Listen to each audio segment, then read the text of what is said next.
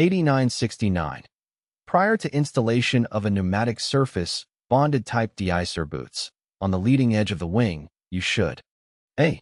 Remove all paint from the area to buy the Deicer boot. B. Clean the surface with MEK and apply adhesive to the back of the Deicer boot and leading edge of the wing. C. Rough the surface with a mild abrasive.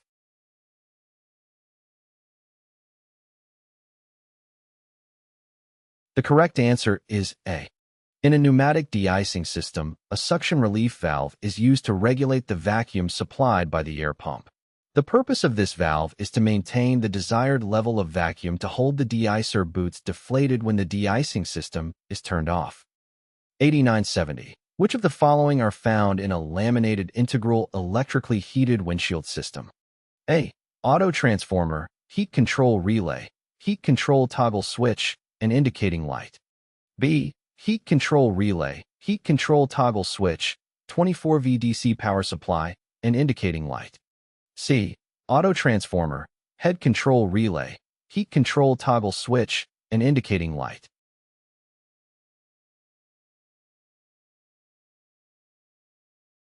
The correct answer is A.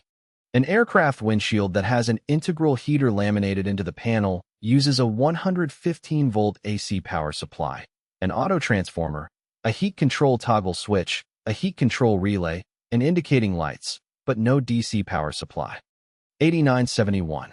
What is one check for proper operation of a pitot-static tube heater after replacement? A. Ammeter reading.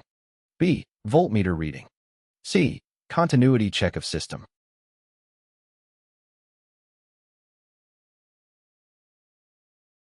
The correct answer is A. When checking the proper operation of a pitot-static tube heater after replacement, an ammeter reading is commonly control system used. The pitot-static tube heater is an electrical system that heats the pitot tube and static ports to prevent ice formation and ensure accurate airspeed and altitude readings.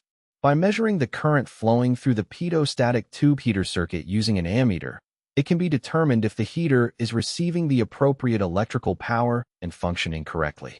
If the ammeter shows no current or a significantly low reading, it may indicate a malfunction in the pitot-static tube heater system. Q8972.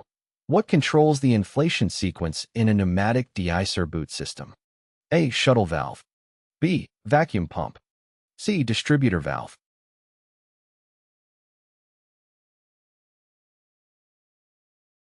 The correct answer is C. The distributor valve controls the inflation sequence in a pneumatic Deicer boot system. This valve receives air pressure from a source, typically an engine-driven pump or compressor, and distributes the air to the Deicer boots on the leading edges of the wings, tail surfaces, or other protected areas of the aircraft. The distributor valve ensures that the Deicer boots inflate and deflate in a specific sequence, typically starting from the wing root and progressing outward. This sequential inflation helps to break ice off the leading edges effectively. Q8979. What is the source of pressure for inflating Deicer boots on reciprocating-engine aircraft? A. Vane-type pump. B. Gear-type pump. C. Piston-type pump.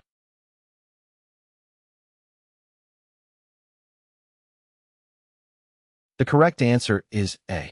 In reciprocating-engine aircraft, the Deicer boots are typically inflated using a vane-type pump.